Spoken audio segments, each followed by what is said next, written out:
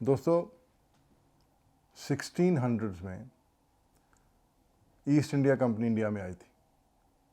Business करने आए थे ब्रिटिश, क्योंकि उनको दिख रहा था कि इंडिया में बहुत पैसा है, हीरे जवाहरात, महाराज, यू नो द हिस्ट्री।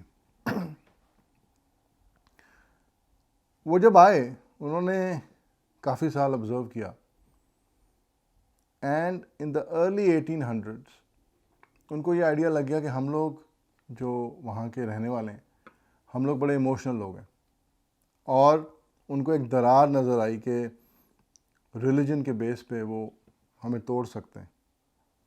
और वो जो उनका बड़ा popular formula divide and rule वो सामने आया।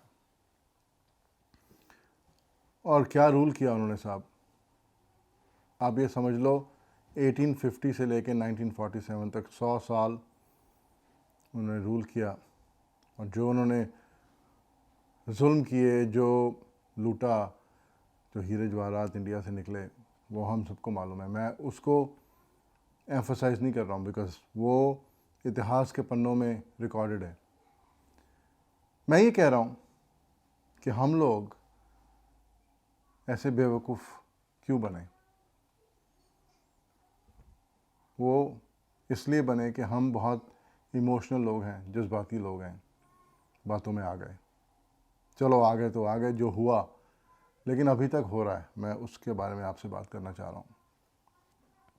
जब 1947 में इंडिपेंडेंस मिली तो उस वक़्त जो पॉलिटिकल लीडर थे उनको ये लगा कि यार अगर एक की जगह 2 कंट्रीज़ हो जाएं तो कुर्सियां डबल हो जाएंगी।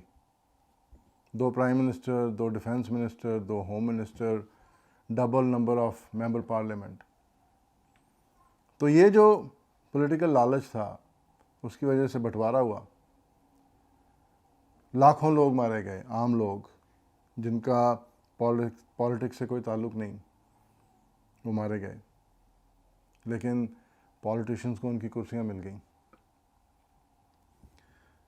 ना सिर्फ वो, जाने से पहले अंग्रेज़ों ने कश्मीर का मुद्दा बीच में छोड़ दिया। ये कोई तमाशबीनी नहीं थी, ये उन्होंने इसलिए नहीं छोड़ा कि उनको तमाशा देखना था। This was a business decision कि अगर कश्मीर का ये मसला लटका रहेगा तो दोनों कंट्रियां आपस में लड़ती रहेंगी, तो हथियार कहाँ से खरीदेंगी? उनसे। बिलियंस ऑफ डॉलर्स के हथियार वो बेच पाएंगे जो पश्चिमी देश हैं। तो ये एक बड़ी कैलकुलेटेड मूव थी। और साहब क्या हथियार खरीदते हैं हम लोग। साला एजुकेशन का बजट हो ना हो, इंफ्रास्ट्रक्चर का बजट हो ना हो, लेकिन डिफेंस का बजट हर साल करोड़ों अरबों रुपए का होता है। वंस अगेन सफ़र कौन कर रहा है? आम आदमी।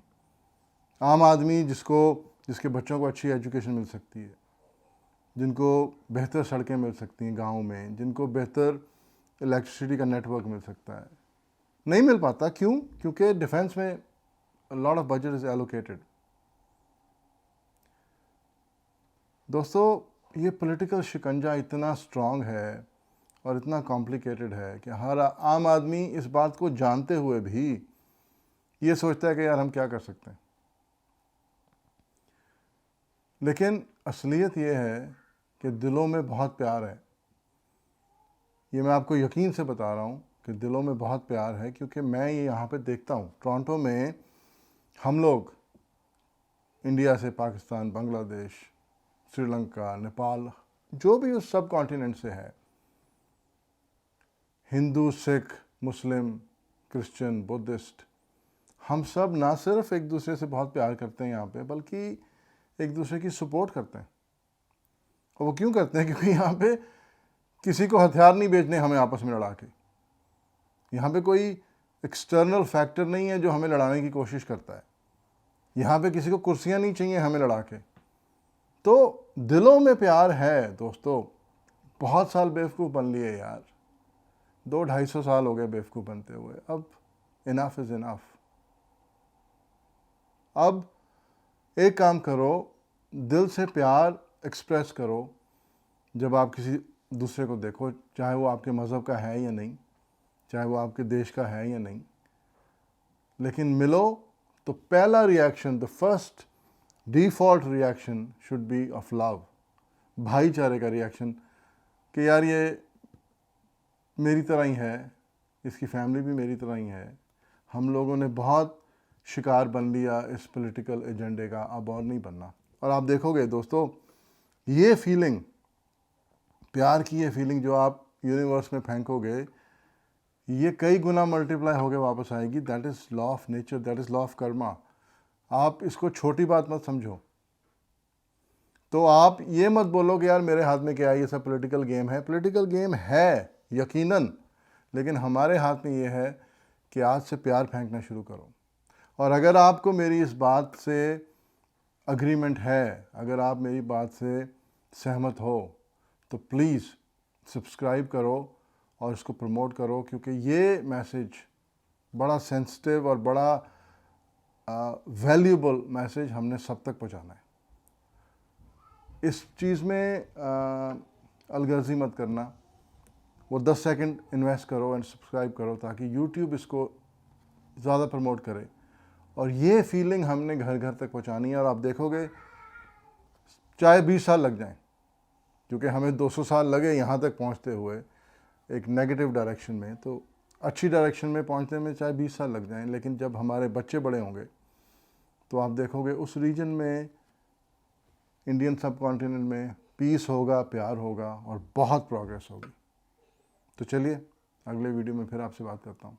तब तक के लिए take care of yourself and everyone around you.